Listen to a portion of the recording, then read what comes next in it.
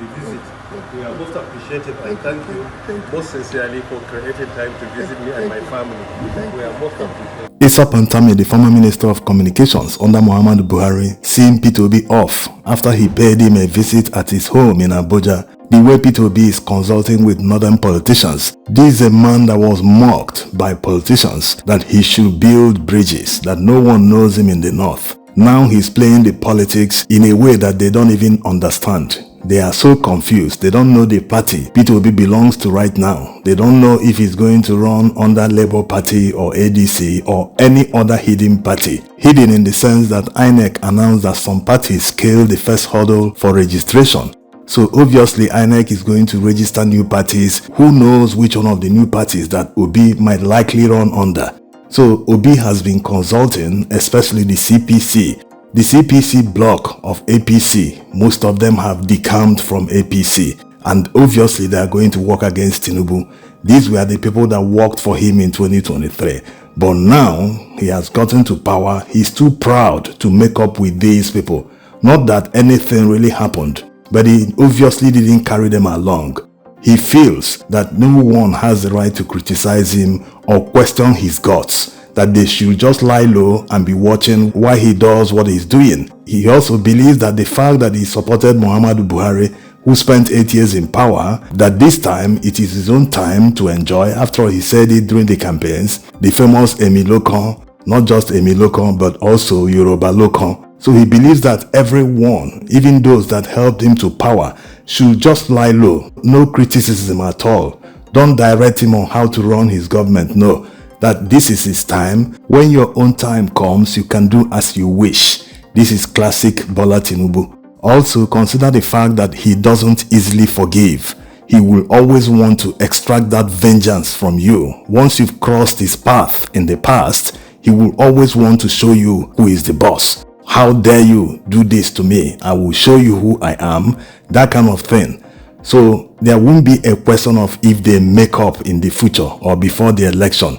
He will never trust them anymore, and he will never put them in a position that will give them any authority or any kind of semblance of being in power. So their relationship is kind of over. 2027 presidential election is going to be fight to finish between them. The CPC members that are not with him would like to prove a point that he's not on ground, that they are on ground, that they have the people behind them, and they will make sure their people vote against him. Also, he would like to prove a point that despite these people trying to remove me from power, that I still succeeded in winning.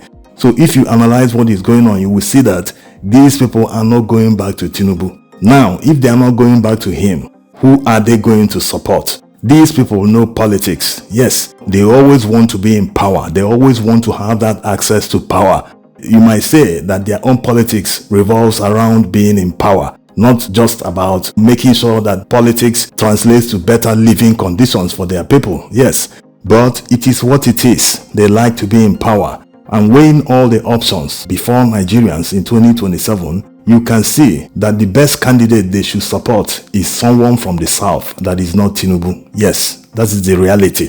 And they must also weigh their options between Peter Obi and Amechi, who is more likely to win Tinubu, to defeat him in 2027. The answer is very obvious, except people want to deceive themselves. They also understand that if they don't support the right candidate in 2027, they might be literally looking at being in political oblivion for the next 16 years. Yes, that's what it is. Even if they were to make up, that's not going to happen, by the way, but let's assume they were to make up and move back to APC. The APC and Tinubu have already lined up someone like Ribadu to succeed Tinubu. That's if he wins in 2027. So what it means is that power will be moving to the northeast. Nobody ever dares Tinubu and win. Nobody. Nuhu Ribadu is from Adamawa State, which is part of the northeast geopolitical zone.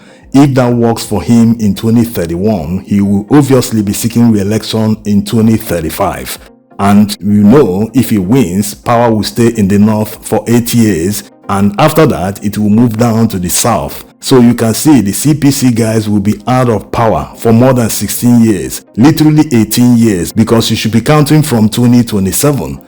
Now to 2027 is about 2 years, add 16 years. So they know that they will be out of power for a very long time. So their best bet should be, looking at all the political permutations and calculations, their best bet is to support someone from the south that is not Tinubu. Who that person will be, you can already take a guess. Atiku Abubakar should not be an option for them. That is the reality. If they go to Atiku Abubakar, we're still talking the same thing. They will still be out of power for the next 18 years. So, weighing all the options, the best way for them, the best candidate for them to support is that other southerner that is not Tinubu. If they support that person and someone like Peter Obi, who you know, he can be trusted when he says he will do this, he will obviously do that. Judging from the fact that he has already made that promise that he will spend only one term in office, so it's as good as game for them. They will be back in power in the shortest possible time.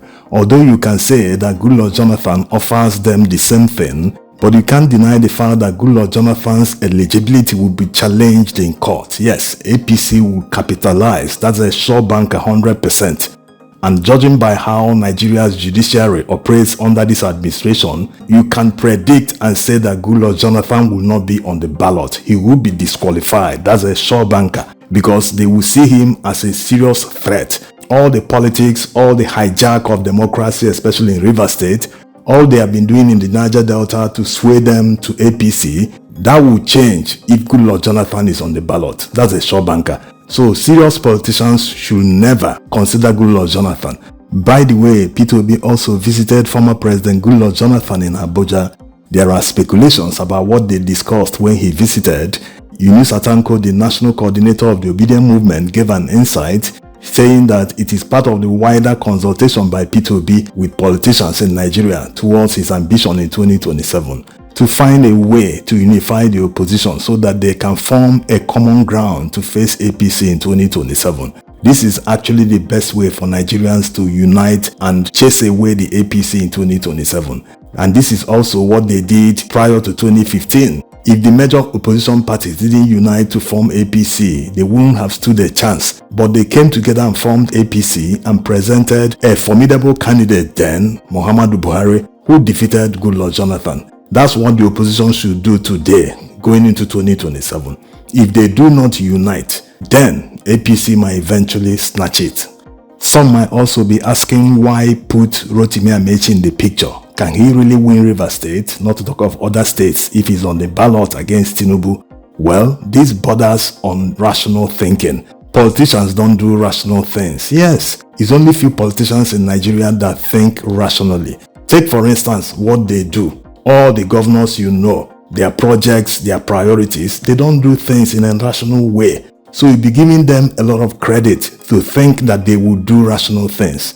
Mind you, their interest always comes first. Yes, before the people. That's if the people will ever be in the consideration. No, it's never in the consideration, because if you look at what they do in office, the people always come last. In fact, if there's anything after last, that's where the people come.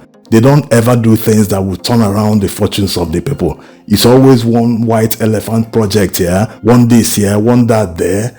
No, that's not how to develop the country. This is exactly why they spend more time and resources on politics rather than governance. If they truly cared about Nigerians, they wouldn't have time for politicking after winning an election. You have won an election, concentrate on delivering good governance to Nigerians, and after 3.5 years, when campaign starts, you can start campaigning and governance might suffer. It might be understandable at that time.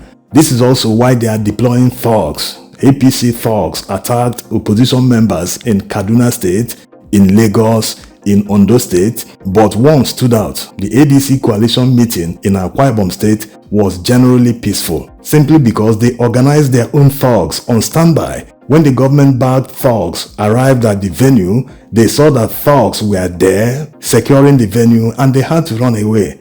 This is the way to go. The people Nigerians are up against, they don't play by the rules. So you have to play their own game. Once you play their own game, they will understand that no one has a monopoly of violence, even when they are backed by the police, like it happened in Kaduna and Lagos State.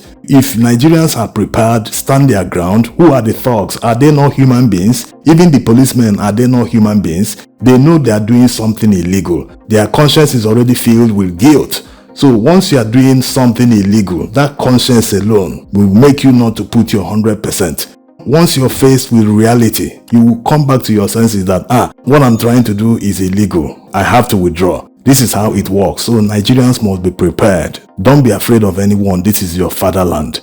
They want to intimidate you with anything within their power.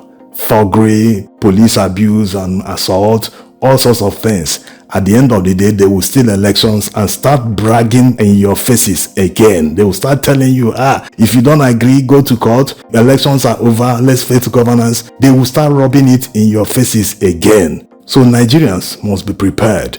2027 should not be a war. But if they want to make it a war, Nigerians should be ready for it. Thanks for watching.